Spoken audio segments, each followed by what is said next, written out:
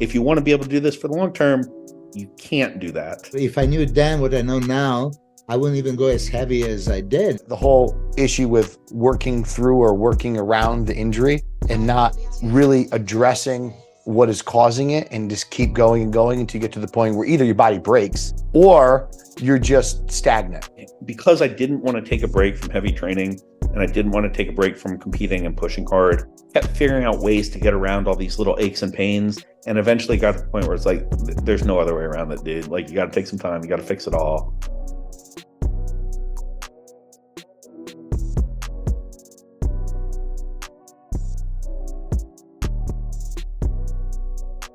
On today's episode of AMA Podcast with Chris and Milos, we had IFBB Pro and elite powerlifter, Ben Pollack. He turned pro in 2020, I believe. The USA is a super heavyweight. So we went through the whole path of how he got into lifting, his progression, and it's very surprising how an individual like himself got into lifting and the path he took to becoming IFBB Pro. I became aware of him a few years ago and been following ever since on Instagram. It's been nothing short of impressive. This is going to be a very interesting podcast. I've wanted to have him on for a while, so we're going to catch up with him and see what's going on. Ben, man, how's it going? It's going well. Good to see y'all. Yeah, I'm pretty happy to have you on here. And one of the reasons I was talking to Milos about you, I was like, man, somebody that, obviously you're very popular within the powerlifting realm, and obviously a lot of people know you from bodybuilding as well. But I feel like more people on the bodybuilding side need to be more aware of just a little bit more about you. I think what you are as an athlete for the performance standpoint, but also on the athlete as the bodybuilding standpoint is incredible, because there's not a lot of crossovers where people can do both and be successful at both, right? I appreciate it. And not to mention the knowledge that you carry with everything you do in powerlifting. I've seen your content. I remember a long time ago, I was scrolling through, I think I was on Sullivan's page, and I don't know, I got a video of you, and I'm like, Evan, look at this fucking dude. I go, look how strong this dude is in squats. And he's not like barrel bellied or anything like that. Nothing against those guys, but like aesthetic and just obnoxiously strong. And then that's when Evan and I started following you, and that's how I became aware. But so what's going on, Ben? So just hello to you, Ben. We never really formally get introduced. Like I said, I just watched some of your crazy lifts and then your physiques, and it really intrigued me how you can dramatically change your physique. And like Chris said, from big powerlifting monster, right? That I didn't expect to show this kind of aesthetics and complete shreddedness and completeness and everything. So I'm very much impressed. And there's not too many people, like you said, Chris, that go from powerlifting to bodybuilding, and they're so successful. Ronnie Coleman, Johnny Jackson stuff. So nice to meet you. I want to hear so much about you. First thing that every powerlifter says, what's your total? Yeah. My best total on meet's 2039 at 198. Wow. 198. That's a light heavyweight in bodybuilding, right? Well, and you won a pro card as a super heavy?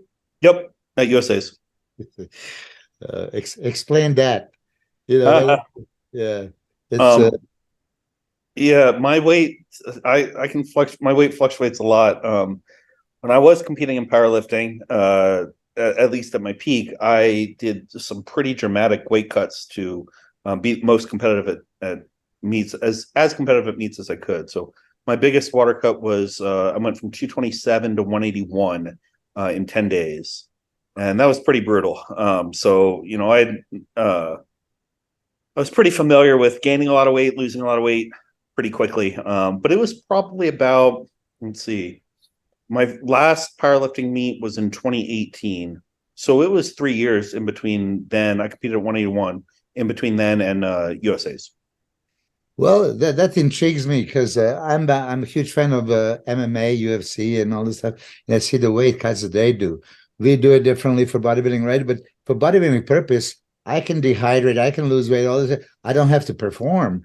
But this is shocking for me that powerlifter loses, what did you lose, 50 pounds in 10 days? Yeah, it was like 47, something like that. And wait, were you able to perform and do well? Oh, yeah. Honestly, I think it's a lot easier to cut water for powerlifting because you have 24 hours before you have to get on the platform. So, I got an IV immediately afterwards. I'm good to go in a couple hours, right? The IV, you'll get like 3 or 4 bags and you'll be, back up to weight within 6 hours. And then you'll have the rest of the day to just kind of chill. With bodybuilding, my first bodybuilding show I did was classic because I was convinced. I was like, oh, well, it's just a weight cap. Like I can cut all this weight and I'll look great. I was like, no, that's not how it works, right? Because you don't have very long to fill out in the right way. But the whole process of cutting for me was pretty enjoyable. I like kind of suffering in the sauna for a few hours. So it was Can, never. can you? Okay, because I'm a little bit ignorant and I'm interested. So how long do you stay in the sauna? What is it? Man, it would depend because for most of my cuts I had to travel too, right? And I never quite nailed the impact that the plane would have on my weight. And so there would be some meets where, for whatever reason, and I still don't know why, I would retain more water on the flight. Maybe it was a little bit of a longer flight. Maybe, I was a little bit more stressed on the flight, whatever reason. And then I would end up in the sauna for, I think my longest one was, well, the worst one I ever had, I was planning on doing a hot bath in our Airbnb, and the hot water ran out after about 15 minutes. So my girlfriend at the time and I had to find a 24-hour fitness that was open at 5 a.m. So I sweated from 5 to 9, I think. And then was still a couple pounds over. So I had to go back to the 24-hour fitness, sweat for another hour. So it was probably about 6 hours. Yeah. So wait, well, during the whole water cut depletion, and forgive my ignorance when powerlifting, like obviously when you're kind of tapering your loads and training, so it's not like you're doing anything catastrophic or anything tearing, which obviously you're going to hurt yourself, right? And is there any a period of time where like when you're rehydrating that your body still kind of feels fragile? For me, no, it really didn't. I think that the fact that I was always wired before a meet and couldn't sleep, that seemed to have a much bigger impact than the water cut did. Now, I did run into some troubles with that when I tried to drop. So I was competing at 198. I was my best at 198. And I would walk around, usually around 215 for those. So it was a pretty easy cut. The other cuts were for special meets where I wanted to win a lot of money or something like that. But I decided I was going to go back to 181 just to try it out. And so I was walking around, man, it was brutal. I was walking around 201. So I was 15 pounds under where I'd like to be for 198. And like, I'm a naturally lean guy, so I was not carrying a lot of body fat. I had striations in my glutes and triceps and quads, and I was still trying to lift heavy. And it was awful. I would go into the gym and I'd have these like muscle spasms while I was warming up, and they'd be like extreme spasms where I'm like, oh, that doesn't feel good at all. And I would just kind of push through them. And so I probably got hurt 5 or 6 times that year. And that's when I decided, it's like, look, I just got to give my body a break. And that's when I started bodybuilding. But until I started trying to walk around significantly under my kind of set point at the time, I didn't really have any issues with that. That's incredible. I have experienced that type of spasm when I'm warming up. And then once I'm thoroughly warmed up, it doesn't seem to happen. And then later that night, it happens again all over. Yeah. I remember one time we trained legs, and then this year. And we did deep leg press, full range of motion, like knees all over the shoulders. My adductors are so pumped. We sit down at the restaurant, we're eating, and they go to stand up, and both my adductors completely locked up. I like completely fell to the ground. I was like, I've never had adductors spasm before. And everybody's staring at you like you're nuts. I'm like, yeah. I'm like, it's crazy. So yeah, let me throw that in. I will assume you're benching 500ish and deadlift 700, 800, and a squat as well. Where was it? Yeah, so I never still haven't gotten a 500 bench. I had a lot of shoulder issues that I never really worked out. I just kind of trained through. So the most I ever benched was 485. But yeah, I was squatting and deadlifting 8. Even when I was 181, my best squat was 760. That's crazy. Yeah. I have to say you're the most entertaining dude to watch squat. No homo. But like my squat technique was pretty ugly, but I made it work. but dude, like your narrow stance, you know, like your depth, you get a lot of knee flexion. You know, some guys when they squat, they're really pivoting on the knees, loading the hips, their upper body's moving forward. You're very upright. Yeah, so I have a shorter torso, right? I'm kind of more naturally built to deadlift, and I also have a stronger lower back. So I've always been predisposed to use a lot of back when I'm squatting. And the problem with that for the first couple of years of my competitive career was that I would lean forward so much to take advantage of my back that I couldn't hit depth consistently. And so eventually I was like, well, look, I don't want to be worrying about red lights at me. So I'm just going to change my technique to a point where I can consistently hit depth. And the only way I could figure out how to do that was by really shoving my shoulders so far under the bar that I was able to get my elbows kind of in front of the bar and push back against it as I came out of the hole. And that way I could kind of push my torso upright. And that required having a lot more knee flexion, which was fine because, you know, my legs have been pretty strong. My quads been pretty strong. But it also almost took my hips out of the equation entirely. And that's really where my shoulder issues came from, was just kind of being wedged into a position that they were not made for. And then, you know, put 800 pounds on that and give it a few years and stuff's going to happen. But it felt just so strong. I remember there were a couple years where it felt just so perfect that I would, when I was trying to go to bed at night, instead of like counting sheep or whatever, I just like visualize squatting. It was like, that feeling was so great. It has to be a great feeling to push that kind of weight. Oh my God. But I've seen some of your videos when they were discussing about what is best for hypertrophy, not for bodybuilding, you know, so squats or pendulum squats or hack squats and stuff like that. So how did you switch from just power guy in training squats for the, you know, the number of pounds to the hypertrophy? Did you hire the bar? What did you do? Yeah, so well, first my plan was, well, I'm going to gain all this weight and I don't need to squat, so I'm just not. And I would use a safety bar sometimes, or I would just, you know, use a machine variation. So my shoulders were already not in great shape, and adding all that size and not using them, I just kind of lost a lot of mobility. So then when I decided, I was like, look, I want to get back into barbell squatting, I had to widen my grip, like the full length of the barbell. So before, you know, I'd have my hands about shoulder width. Then I had to put them all the way out to the collars. And, you know, the first meet I did after that, I actually had the judges warn me. They're like, look, you got to have your hands on the bar. You can't just kind of leave them hanging against the plates. So that worked for a time. And I honestly had to slowly, and I'm still kind of working on this process, just completely rebuild my squat, I guess you could say, really work on thoracic mobility. Not so much extension, really flexion, and shoulder mobility, and then kind of get comfortable in that position. So it's still a work in progress. But because I didn't want to take a break from heavy training, and I didn't want to take a break from competing and pushing hard, I just kind of kept figuring out ways to get around all these little aches and pains, and eventually got to the point where it's like, there's no other way around it, dude. Like, you got to take some time, you got to fix it all, and then you can come back. So. You see, I'm much older than you guys, and back in the 90s, 80s, 90s, right?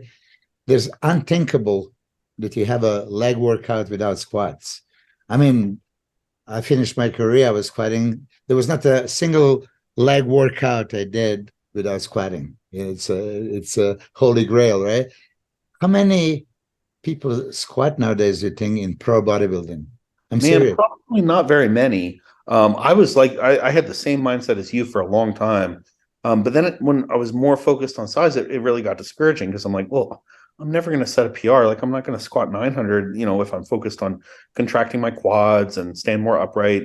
And so that, you know, it was kind of an ego thing that I just kind of pulled them out, which is the opposite of most people, I guess. But yeah, I don't know in terms of how many pro bodybuilders are getting under a barbell now. I don't know a whole lot of them. I don't think too many, really. 20%. I would say 20%. Less. I would say less. I think, honestly, I would say less. What about at an amateur level? Probably a lot more. I agree. Yeah. I agree. You know, one thing I want to touch on that I think is extremely important that I've learned the hard way is like you, never at your level, Ben, by any means in regards to size and strength, but the whole issue with working through or working around the injury and not really addressing what is causing it and just keep going and going until you get to the point where either your body breaks or you're just stagnant. Yep. I mean, I've destroyed my knees. My knees are terrible. I'm not going to go into my issues with my knees, but I destroyed my knees being an idiot. And it all stems from like my hip slightly being off, me favoring one side than the other. I tore my left hamstring. My right side's extremely dominant. My hips will start to shift when the load gets too heavy. Never adjust them, just work through them, started doing other machines and shit until then your ankle mobility becomes poor, and then it's a fucking disaster. So it's like I try to get so many of my bodybuilders to spend more time doing thoracic mobility, hip mobility, ankles. And I'm sure you've seen bodybuilders sometimes, they come down to tie their shoe and you're like, they have the most massive butt wink, lower back flexion. Their heels come off the ground because they have such poor ankle mobility. And it's like, oh my God, you can't even do a body weight squat correctly, let alone load your spine with weight and do good mechanics on a squat. So it's like I try to get them to do it, and some of them are apprehensive because they want to keep pushing. They want to keep pushing. They don't want to take a step back, and they're like, well, I'll just do hack squat and put my feet a little further forward. That way I don't have to worry about it. And then they do that for a while, and then their knees are really hurting because now they have that mechanical advantage, and then their knees really hurt, and then they're on to something else. I'm doing reverse banded leg press now, and then they're not making any ground, you know? And I usually will reference a lot of the times I go, listen, dude, do you have any idea how much stronger powerlifters are today than bodybuilders compared to like back in the 80s? It's like, because they're spending a good amount of time maintaining proper joint function. That has to be a part of your program, you know? I'm so happy to hear you say that. And I always want to point that out for people listening. It's like, you can't get around that forever, especially into your late 30s and 40s. Forget it. How old are you now? I'm 35. 35, man. Okay. And you turned pro 2021? Yep. What did you weigh as a super heavyweight? Oh boy, I want to say I was 245. Oh my God. It was within a couple pounds of those. A couple pounds of there. And how tall are you? 5'8". That's massive. And you were in good condition. You were in great condition as a super heavyweight. Yeah, I've never had too much problem with conditioning. That's always been just kind of genetic. Yeah, but from 198 to 245, I mean, it's crazy. Yeah, it's a 5'8". It's you great. Know what I mean? And it was what, in 1 year, 2 years? Yeah, it was really about 7 months to add most of the size, and then from there it was, actually learning. Tell us. Yeah, tell us. We want to learn, right? I'm always interested to hear how some people achieve that. And I watched you. I know that you're always lean, but 40 plus pounds in 7 months, that's phenomenal. So well, let's see. So when I was competing in powerlifting, I really could not use that much gear, can I talk about that? Yeah. Like relative to what a lot of people use, because I couldn't make weight if I did, right? Like I'd be retaining so much water and adding so much muscle that there's no way I was going to make 198. So I could use some of the more, neurological stuff like Halo, but I couldn't run very much test. I couldn't run any like anabolic like MPP or DECA. I would just blow up. So I was fairly conservative on gear use, not because I was trying to be responsible, but just because like I wanted to stay 198. At the time, the guy who was winning the 220s and 242s, Yuri Belkin, he's one of the greatest ever. And I was like, well, I don't want to compete against that. Like I'd rather be winning meets than finishing second. And so I was, able to do really well and win and set some records at 198. And so when I did start bodybuilding at Classic, then I pushed the drugs pretty hard. I was working with John Meadows at the time, and he had me on quite a lot of drugs and very, very little food. So the Classic show I did, I was 184, and that was in 2019. And man, I haven't ever been that hungry in my life. That was a hard diet. And I was so hungry after that I just was able to eat and eat and eat for, man, it was like I never felt full. and so I was still running, a fair amount of gear. It was probably like a gram and a half for that off season. And I went from 184 at the show.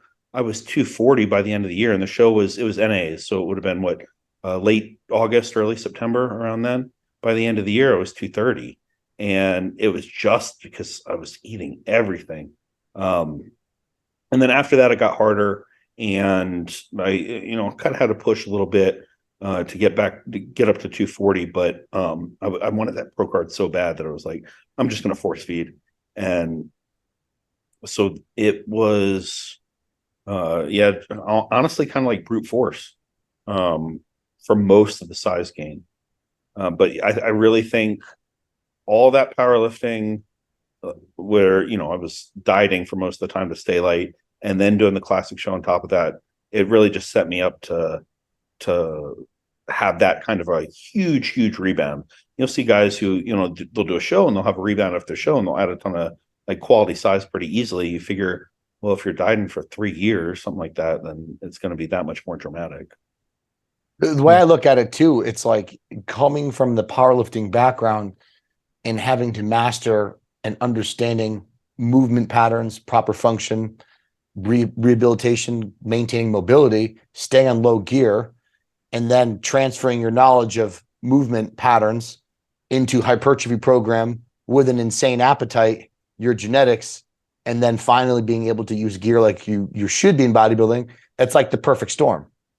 I think if only I had my shoulders working before I started all that, I think it would have been fantastic. I developed a lot of imbalances, because I was working around all those injuries still that I'm still trying to fix. But yeah, I agree with you. It was like I just kind of accidentally set things up really, really well for that push.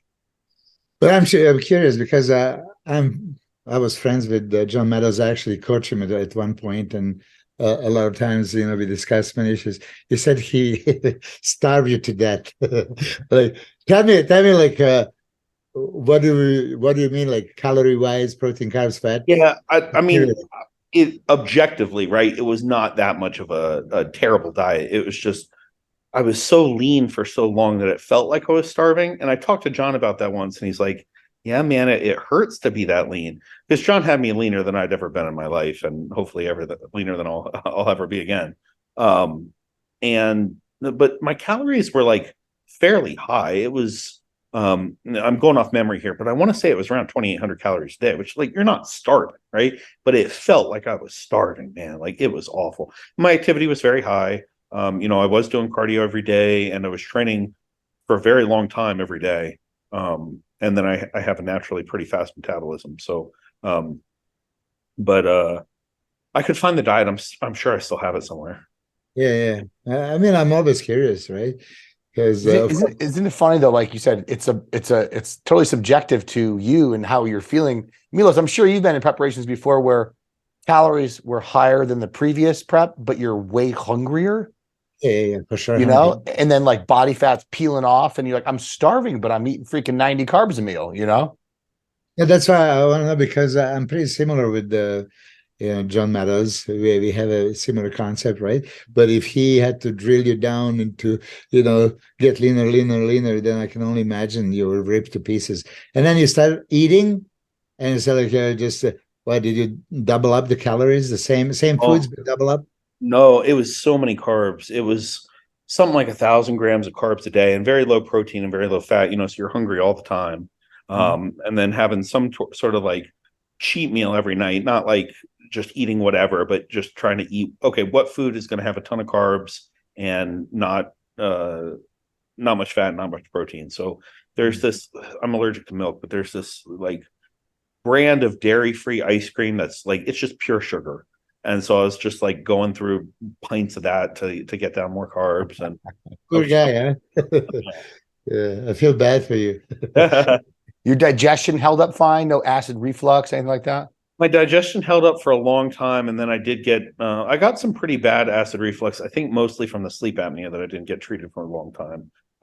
Chris, you and I talked about after I got my pro card, we talked about, well, are you going to keep doing this? Like down the road, it's probably not healthy. And so after that conversation, I got everything checked out.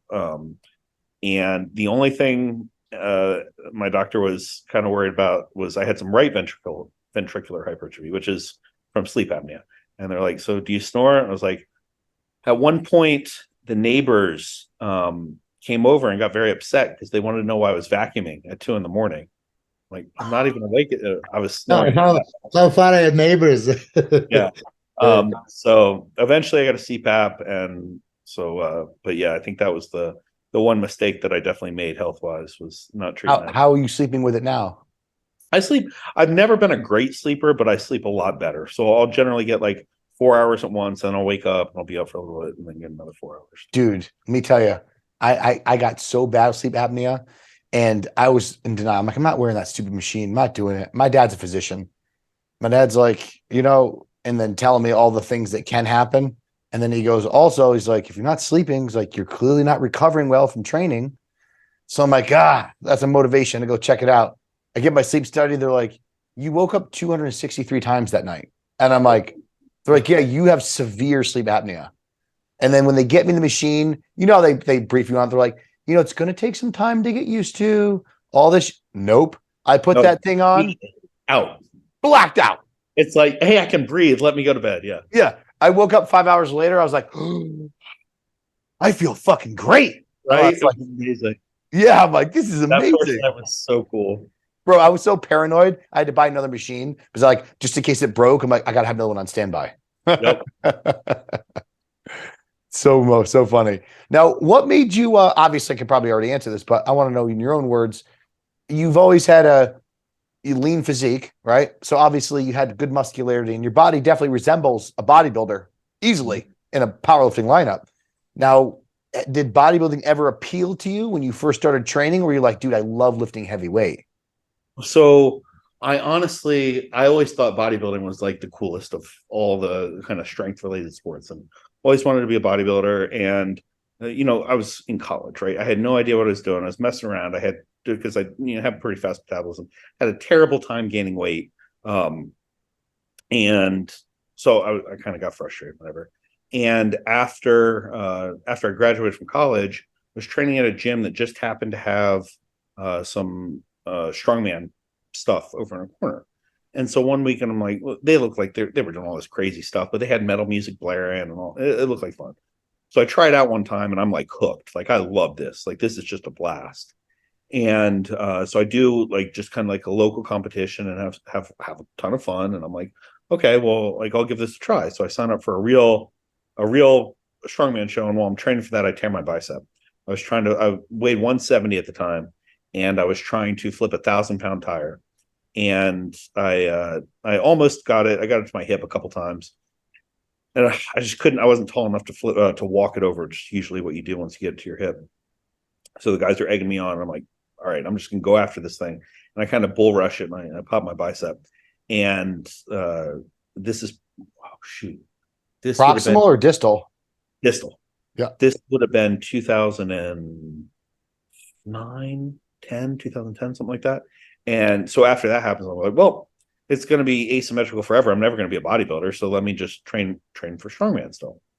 And, I'm kind of too short to be a good strongman. But then when I moved to Austin for grad school in 2011, there was a guy at the gym there, and he was like, look, man, you're not really built to be a world's strongest man competitor. You could be a really, really good power lifter. So I started working with him, and the first meet I did, I finished 5th in the nation. And so after that, I was like, oh, I could be really, really good at this. So just kind of fell into it. But yeah, I'd always thought that bodybuilding was just the coolest. So you try a strongman first before powerlifting? Strongman was the first competition I did. I thought the other way around. Yeah, but yeah, it makes sense. Yeah, you don't have a 300 plus pounds, right? Yeah. I was totally expecting a different story. I definitely wasn't expecting strongman first, then the bicep, which led to powerlifting, which led to, you know what, I look pretty fucking good. I'm going to do a bodybuilding show. And then I didn't catch that torn biceps. Look at, I didn't catch it. I'm now surprised that I didn't catch it. It's visible? No, actually, it's really not. I just, at the time, I was young and dumb, and I thought it would be. But no, it's pretty hard to tell. Like, if I look really hard, I can. But otherwise, I've never had a judge comment on it. I've never had just like a stranger on the street. I've had some people, like if I point out my scar on the forum, you can see the scar, but it really doesn't look that different. The big thing that the bicep did was I was scared of getting re-hurt, right? So I protected it so long. I'm just kind of holding my shoulder close to my body, my arm close to my body. That's how all my shoulder problems started. But it wasn't directly because of the surgery or anything. Muscle imbalances are terrible. Yeah. Terrible. Absolutely terrible. How many bodybuilding shows, you can include classic, did you do before USA? Let's see. I did the Jay Cutler in Richmond, then I did NAs that year. Then I did the following year I did the Michigan State show. That one was just for fun. Because I wanted to get some, that was the pandemic year. And so I wanted to make sure if they didn't hold any national shows that year, that I would be qualified for the following year. So I did the Michigan State show, then I did nationals that year. And I think I finished 7th at nationals. And then I wanted to go back to Florida. So I did the amateur O for fun, and then I did USA. So six total. That's pretty impressive. Six shows in your 30s to become a pro, and 200, a big one. Usually, super heavyweights, a lot of the times at nationals are usually not the best conditioned guys, or if they're usually really tall, right? And then you come in 5'8", stacked, shredded. I kind of regret it because at the time I was like, oh, I want to be able to show I can get my pro card and I don't have to do that like the amateur level, or because I'm already a pro level at powerlifting. That was pretty egotistical, but it was also like I've robbed myself of that whole amateur experience. Like that could have been a lot of fun, like learning to pose and meeting everybody in the the areas and all that stuff. And I just was like fast track to pro card. That's all I cared about. And like it worked, but I do wish I'd enjoyed it more, taking some time to actually. Did you compete as a pro? I've not competed as a pro yet. No, I want to, but I did. I hurt my neck late last year, and it really threw off my training for 4 or 5 months. And so I just started getting back into it about 6 weeks ago, 5 or 6 weeks ago. So I'm taking things slow this time, working out all the imbalances, but I'm hoping I can get on stage either late this year or early next year. Okay. Yeah. That's fine. How'd you hurt your neck? Squatting? Heavy weight in the bar? Deadlifting. Yep. It's like a little thoracic rotation occurred, and I think so, yeah. And I was just kind of twisting too far to my left side and really torqued the hell out of it. And man, it hurt bad. It was probably the worst pain I'd had in my life. Full spasm and nerve pain and everything? I don't recall any spasming. It actually, when I was doing the lift, I could feel like the kind of tingling down my neck and trap. And I was like, oh, that's not that bad. Like, and the weight felt good. So I just, then that night when I went to bed, I woke up and I was in just excruciating pain for like 3 days. I got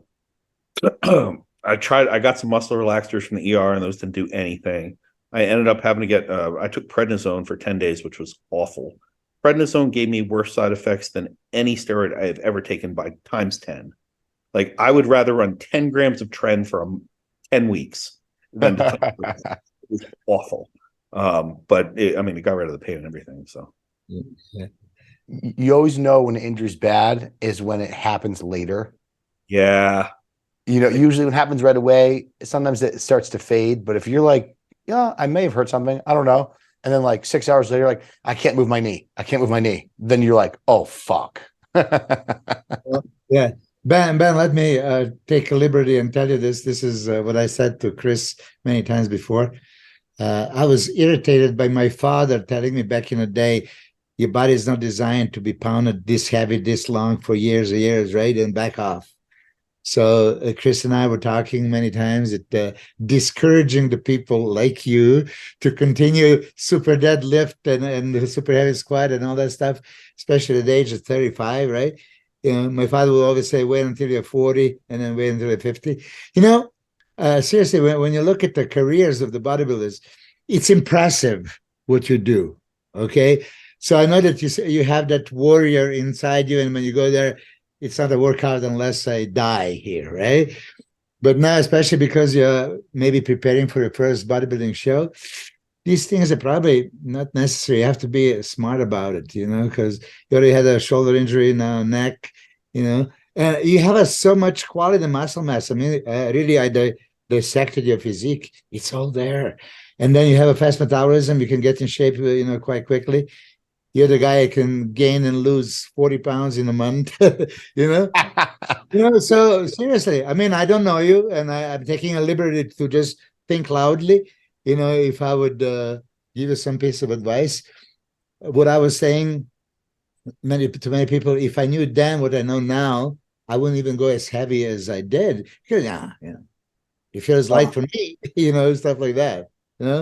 Yeah. So honestly, I think the two best lessons I ever learned were tearing the bicep and then this injury, because it's like before both of those, I really did have this like, well, I'm pretty much indestructible as long as I can keep pushing myself mentally, like I can keep pushing myself physically.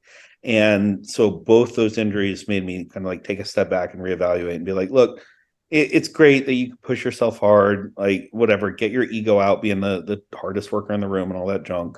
Yeah. But like, you don't have to do that. And if you want to be able to do this for the long term, you can't do that.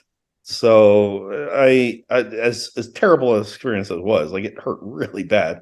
I am grateful that I went through it, because I don't think that I ever would have, of my own volition, made those types of realizations. But 35, that's the best years, I think. Yeah, next 5 years or so, you're at your absolute prime, for That's what I'm hoping, is push it to 40, 42. That'd be great. Because if at that age, you have the wisdom, the training IQ, and then if you're not broken yet, you can take all that and apply it. Because when you're young, you're still learning your body, learning how to move, Well, I was so dumb when I was a kid. I was so dumb. Dude, I know. I look at myself, the things I used to do, and I'm like, dude, if I could just transplant what I know now, just even in my 27-year-old body, Yep. Dude, I remember Dave Palumbo one time, won Atlantic States as a heavyweight, and then I was doing a little in the trenches for muscular development, and Dave Palumbo was with them, and he's like, "Oh, Chris, your physique's really good. How old are you?" And I'm like, "Oh, I'm 24." He was like, "Oh my gosh, you're 24. You're just a child." He goes, because you got 6 years to put on mass, and then it's going to be pure damage control." And I'm like, what is he talking about? I was like, because like, dude, I remember I was younger, when I was squatting 12 weeks out, I was squatting a week out for a show. Like I didn't have any pain, didn't have any issues. Like I didn't lose any strength. And then I'd be squatting that same weight again a week and a half after the show. Everybody's like, dude, you can't do that. You're going to hurt yourself. I'm like, dude, whatever, old man, And then now I'm like seeing these kids do it. And I'm like, I'm not going to listen. They're going to have to. Nope. The school of hard knocks, You have to learn yourself, man. I don't think anybody, because it's so much fun. You feel so good under that bar. It's like, you're not going to notice aches and pains. I promise this. I mean, I don't know if I brag about this already, but I will. 1993, there was like, I was in the East Coast. It was a Pittsburgh, Chicago Night of the Champions, Niagara Falls, these shows. So I was staying East Coast. So Saturday is a contest, and next Saturday again, right? So Sunday morning, I would go to the gym and to do the legs, because you need 1 week to recover. And then I get that idea, I want to start with 10 sets of 10 squats. Like, okay, first couple of sets don't count, 1 plate, 2 plates. I was doing with the 3 plates, right? But then I realized 3 plates, 10 reps is no big deal, right? So let's go with the 4 plates. So I did the 4 plates, and I never timed before, like, but at that time it's okay, let me time it. And I could hardly squeeze 10 sets of 10, 4 plates in 30 minutes, which I thought like, that's like 3 minutes for 10 reps and so much rest. That sucks. I want to go for 20. And then I tried like 3 weekends, 3 weeks in a row, and I couldn't. I did made 25, and at one time only, as God is my witness, I did 10 sets of 10, 4 or 5 in 20 minutes. Oh, that's nuts. Which is, I think that's my proudest moment, so, but I would never attempt anything. I never did anything similar. Until like a few years back, I wanted to do 10 sets of 10. Of course, was not the 4 plates, it was 2 plates. You know, but that's one thing that if anybody's listening, challenging. I mean, I could do like 650, so 405, it's reasonable. You know how it goes. First 4 or 5 sets, you don't even feel it. Yep. Breeze through it, but then it becomes a challenge. Yep, But then you intensify with a short rest in between. Oh my God. So do you guys ever do that 10 sets of 10? I have never done it for squats. I've done it for hack squats and I've obviously done for like leg press and stuff like that, but no, I've never done for squats. At some point I want to try to do what Tom Platz did, the 525 for 23 or 24, I think it was. I want to take a shot at that. Well, somebody tried to attempt that record. Joe Sullivan. Yeah, I didn't. So are you close? Are you like capable?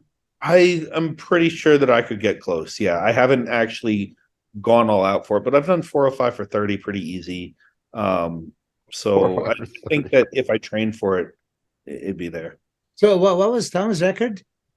I think it's 525 for 23 or 24. The problem is it's like it was done so long ago and the video quality is so sketchy that I don't think anybody knows exactly how much was on the bar.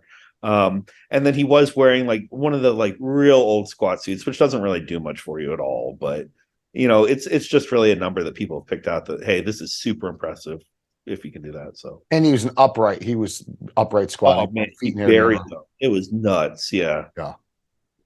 And it's not like he was struggling, right? He was just banging them out, and it's like, okay, like you ran out of air, man. Like he could have kept going. It was crazy. I was just going to say that. Do you think the challenge for yourself will be running out of air, or do you think your legs would? It's definitely breathing. You get that thoracic compression after a while, and it's just like you can't breathe at all, right? So you're trying to lift 525 in a purely hypoxic state, and your brain is just like, no, I got to breathe. Stop. But like your legs will be fine. Yeah.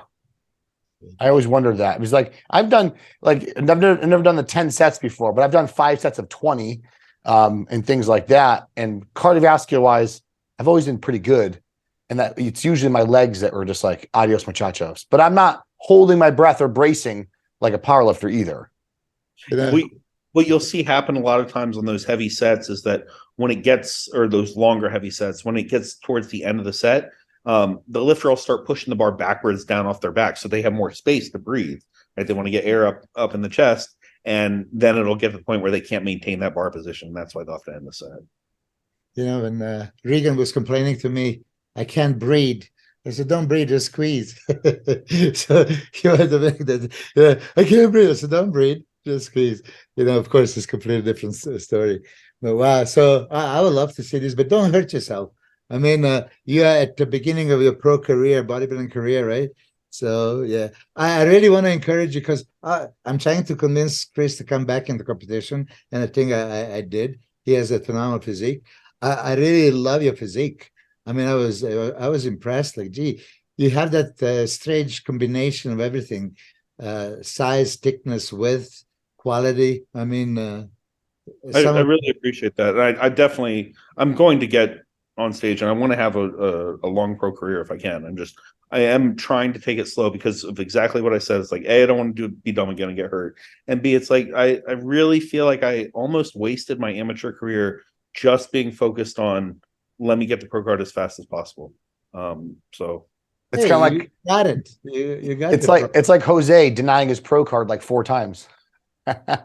Jose, did you know that Jose Raymond denied his pro card 4 times? I did not know that. That's and crazy. He kept competing as an amateur. Why? Why did he deny it? Well, at the time, remember, there was no 202 class. And he turned pro, I believe, the first time as a welterweight. And then he's like, well, there's no really place for me. So he's like, I'll just keep competing as an amateur. And then he won his pro card as a middleweight. And then he moved up again and won his pro card as a light heavyweight. So like he kept winning his pro card in each class. And then the 202 came out and he's like, oh, well, now there's something that I can compete in because, Jose's like, what, 5'4", 5'3", he's super short. So I'm sorry, Jose, if I butchered your height. Maybe you're not that short. Yeah, maybe 5'2". Yeah. You know what's funny though about injuries? Like I as well have every injury I've acquired. I've learned so much from that injury to rehab that injury, to find out what happened, why it happened, what to do differently, but also to open my eyes on other movement patterns, on things I need to be careful of. So it's like you said, those are awakening points. And some people never learn from injuries, but people who are just so driven by knowledge, information, and the why, instead of just being like beast mode, you come out of it so much more, you know? A big part of my why I think getting hurt was because I didn't have enough movement patterns. I was like, oh, well, if I do these things that I'm not used to in the gym, I'm going to get hurt. And it's like, no, if you only do the same things, at some point you're going to get out of position, then you'll get hurt. But if you make yourself more resilient by getting in different positions, getting comfortable there, there's much less likelihood that you'll get injured. I also never did like intensive cardio, right? It was always kind of that just really low intensity, steady state, long duration. And I think that if I had gotten my heart rate up more and gotten more kind of comfortable with that completely different, metabolic pathway, I probably would have been a little bit more resilient as well. Yeah, you're a powerlifter. So how many lat tears did you see in the deadlifting? Oh, shoot. Did I see? Well, the worst one ever was Nick Best for sure. He showed me. Yeah, ripped that whole thing. Oh, crazy. I saw at least 3 or 4. At least 3 or 4. I mean, did you see it? No, where does the lat tear from? Yeah, probably all the way, but you could see detach. I mean, I'm scarred since I've seen that video, right? And then I can only imagine, how many. So if I would be Ben, right, he just hurt his neck a little bit deadlifting. I can only assume you deadlift 700 plus, and you're gonna still go, oh, lightweight, and put like 6-7 plays there. And yeah, that's exactly what happened. Like, so when I was prepping for my last meet, I was pulling 815 for a triple, like easy, right? And so I had 600 on the bar and I hurt myself. I'm like, what? This is nothing. I was talking to Kelly Strat. I don't know if you guys know him. He's a pretty popular mobility guy. I was talking to him. I was like, I was only using 75%. He's like, Ben, it's still 600 pounds. Like, yeah. Isn't it funny how sometimes the injuries occur not with the heaviest loads? Mm-hmm. Yeah, I know the bodybuilders that also tear the muscle on stupid things, like unthinkable. Yeah, but for powerlifting, especially now that you mentioned Nick Best, I see quite often. Yeah, this you? Oh, I watched the video. Yeah, I was like, you're not gonna deadlift ever again. I'm serious. Yeah. Oh, I didn't know that could happen. Yeah. When you see that, you think twice. The whole shoulder just goes forward. Yeah. That is no good. Ben, you don't have to say exactly if you don't want to, or what's the general timeline you're thinking about getting back, or is it kind of based on how you're progressing in recovery? Do you have like a tentative plan? So, I mean, if I were 100% right now, which I couldn't say I'm 100%, like it's close, right? But it's not 100%. Then I'd definitely shoot for end of the year. I think there's still plenty of time. And so that would be, best case scenario, but without a doubt, early next year, that would be the latest. I'm excited for that. I am too. I really want to, even though like I'm not the type of guy who likes to take time off. It's been good for me. Like I definitely needed it mentally. I was getting burnt out a lot on social media, like just watching everybody else competing, getting wrapped up in that, worrying what other people are doing. So just you look clean. You look clean. What is your body fat about? Oh shoot, I have no idea. I had a DEXA scan right before I got hurt, and it was like 7% or something. See that that's easy to manage, right? Yeah. I'm not too worried about the body fat. It would just be I'd like to add a little bit more upper body size, fill out kind of like across the shoulders and upper chest, and maybe a little bit of tricep. Because your back is ridiculous. I've never had a problem with back or legs. Yeah, those have just been kind of out of control. That's awesome. Yeah, that's what I was saying. With a back like this, why would you ever deadlift again? Deadlifting's so fun though, right? Deadlifting's fun. You've seen that video, so you know what I mean? Well, you were doing some crazy lifts a few weeks out. Yeah, I was. So I had planned to do a powerlifting meet because my sponsor at the time had their annual meet, I think it was 6 weeks, 7 weeks after USA's. So my plan was to do that. And so I hit, shoot, I can't remember. I want to say it was like 735 bar weight plus 155 chain. I think that was it on squat. My 10 days out of USA's, and I pulled 815 for a double. And they were both like, they were easy. Like I was really, really in good shape. But then after USA's, my friend and I went up to train with Chris Duffin in Portland. And it was the hottest summer on record. It was something like 110 degrees. We had no AC. Our travel situation was terrible. So I was just super stressed and dehydrated from, and still pretty much post-show condition. And I ended up just tweaking my quad. Like I couldn't call it an injury or anything. Like it was a minor tweak. I was training again 10 days later, but it was like, you know what?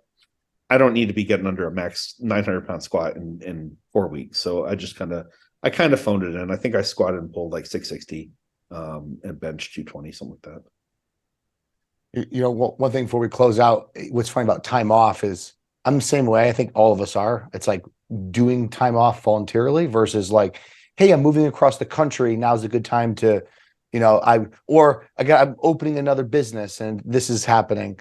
And it's funny is the times that I've had to break from training and I come back, it's such a weird feeling when you're like expecting certain things to bother you and they don't. It's like, right? It's almost like you get to start over and it's just like, hey, this is a whole new experience, but it's as much fun or more fun than it was before. And yeah, a little bit more. It's just, it doesn't make taking the time off easier in the moment. No. And your mentality is when you're taking, I'm going to lose my gains. I'm not going to do it. But then the time off equals more gains faster because now you're training so much better. Yes. Oh man, it's so weird. And the thing is, if you don't have like the mentality of a competitor in the first place, you don't train hard enough to benefit from that. Right. So it's kind of like that. What's it called? I can't remember the term for that type of a situation, but paradoxical situation where it's like, look, you're damned if you do, you're damned if you don't. You just got to kind of try and enjoy it as best you can.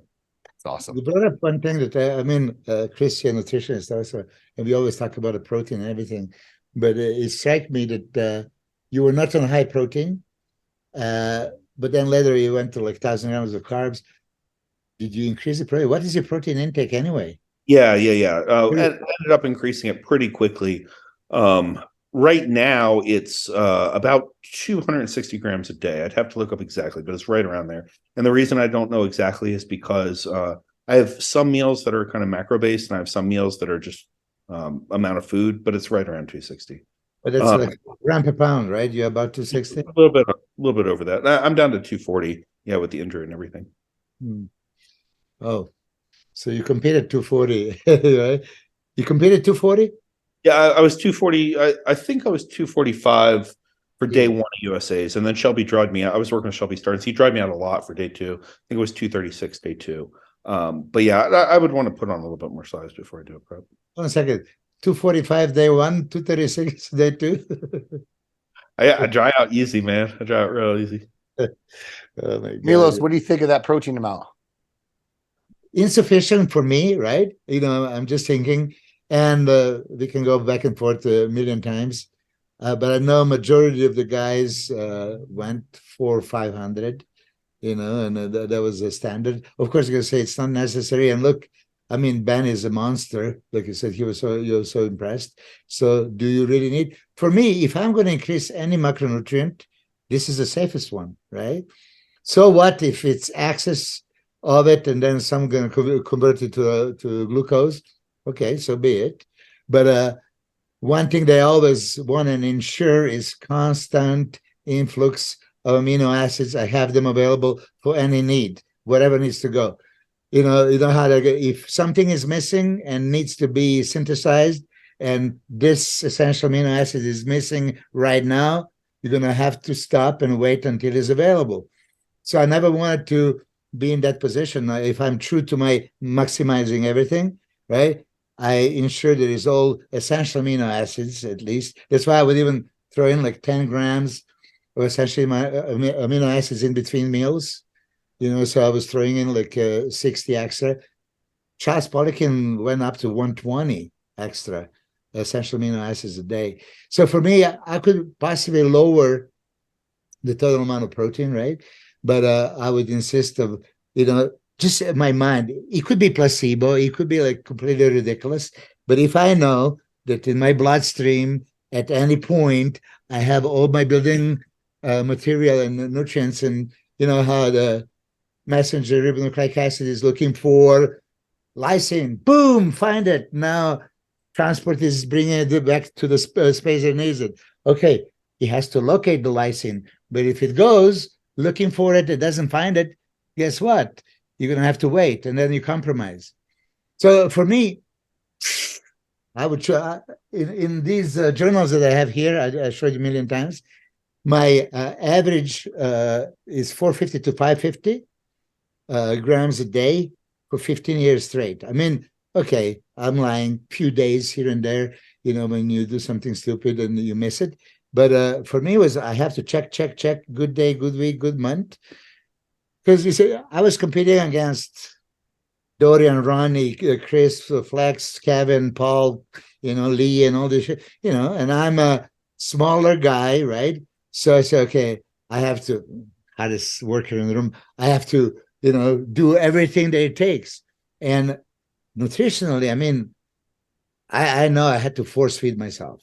So if I'm going to force feed, okay, well, I can replace some with essential amino acids, yeah. So this is what I was doing, quite often. But my thing is, what I would tell, of course, Ben. I mean, 260 would be good enough if you want to enter like men's physique and bikini. No, I agree with you. If I were training the way I like to train and I were considering myself in prep, it'd definitely be too low. But honestly, my calories are too low right now. It's kind of still more in break mode than full on mode. And Ben, the reason I brought that up is I'm a lower protein guy and Milos is a higher protein guy. And Jewett was on the podcast a couple of sessions ago, and Jewett's a lower protein guy, and he's getting ready for his show, and he's around 240, I think, right? Was he around 240, right, Milos? And you're like, how much protein are you taking? And he's like, oh, around like 260, 265. And Milos is like, hey, wait, and you're in prep? I'm true to myself, right? And listen, you guys, not PhD, but you're certified nutritionist. Okay, I just feel so much better. Like when my protein is lower and I'm able to allocate more calories towards other nutrients, I just perform and feel so much better. That's mainly why I do it. So it's like I never need to saw perform and feel. I need to look a certain way, right? Yeah, but it's just like it translates into everything else. You know what I mean? Like if I feel like shit, I don't feel great, I don't train quite as well. I don't train quite as well, then probably not going to. It just, some guys, and Ben just said it when he was on John Meadows' diet. He was starving. He wishes he could eat double the protein and whatever else, right? So for me, protein gives you that substance, right? Yeah. For sure. But I have like so many guys, like, okay, Max Chalice example, just he texted me shortly. He has a hard time eating. Okay. I've heard that. So if you have a hard time eating protein, like, what do you do? Okay, protein shakes, okay. But I'm really big on essential amino acids. I'm serious. Is one thing, even you, Chris, you're a nutritionist, but whatever protein that you're eating, like throw in an additional 30, 40, 50 grams of essential aminos and see what happens. I've somehow gotten addicted to those. I think they taste so good, especially because it's Vegas, it's the summer, like I'm melting. You have those and just like ice cold. Oh my gosh. Sorry. That's awesome. Ben, in closing, man, how can people reach you? And like, you offer any services online? You train people? Tell us a little bit about what you got going on there. So yeah, I coach for powerlifting and then for like, kind of just general interest. I don't do competitive bodybuilding. You and Milos would do a much better job than I would at that. And I don't want to, do something I'm not good at. But yeah, if somebody's looking for powerlifting coaching or just kind of general, they want to get big and strong. And probably best way to contact me through Instagram is phdeadlift. My email is ben@phdeadlift.com. But yeah. That's awesome, man. You do coach powerlifters, right? Yeah, I love coaching powerlifting. Okay, well, if anybody ever asked me, I would, because before they would ask me, I said, listen, that's not my field. I wouldn't know. Even though, I know some, of course. I had a powerlifting training partner back in the day, and then the Ed Cohen. Oh my God, I almost forget the name. My brain is so super slow. Ed Cohen. I mean, I pick his brain. So yeah, it's too long of the story. I would pick your brain right now, but be at the closing. So maybe next time. I want to learn a little bit about this powerlifting routines. How they do it. How do you peak for the contest? Yeah. I do know that one of the examples was okay. They would do sixes 6 weeks out and 5 reps, and the 5 weeks out and 4 and 3 and 2. Do you do anything like that? Yeah, so I did like linear periodization like that for a long time, and I think at a certain point you just kind of get a little mentally stale on that. So then I started waving my rep scheme. So you go up 1 week and then down 1 week and then up and then down. And now I take a little bit an even more different approach where you really are kind of starting out with, I guess you could call it. It's not really conjugate training, but it's something along the lines where you're trying to train different metabolic pathways each day. So you'll have some days that are going to be more neurologically difficult, where you're really focused mentally. There are going to be some days where it's more physically difficult, even kind of similar to a traditional bodybuilding day. And I really think that the more advanced you get as a lifter, the more that type of variety is necessary, because of what we talked about earlier in the podcast, where it's like, look, you do this long enough, you get strong enough, you get big enough, you're going to be able to destroy yourself if you keep it too simple.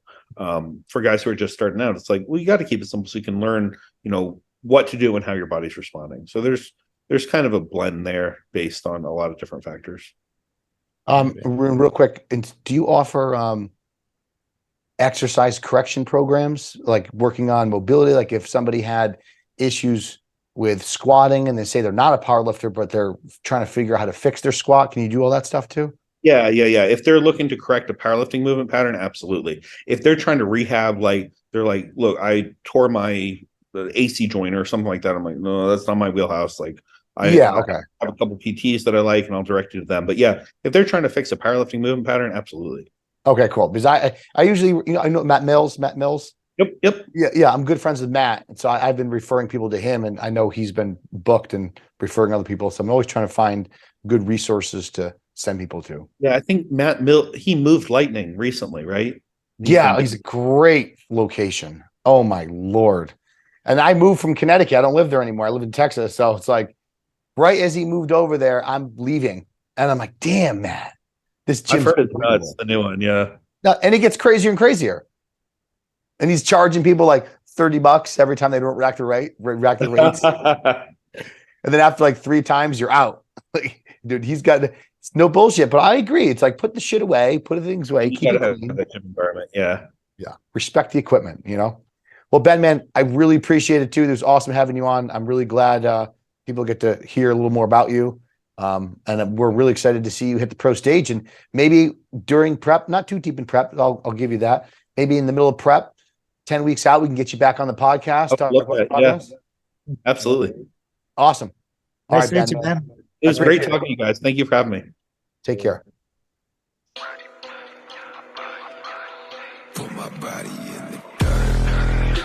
Let me rap beneath the earth.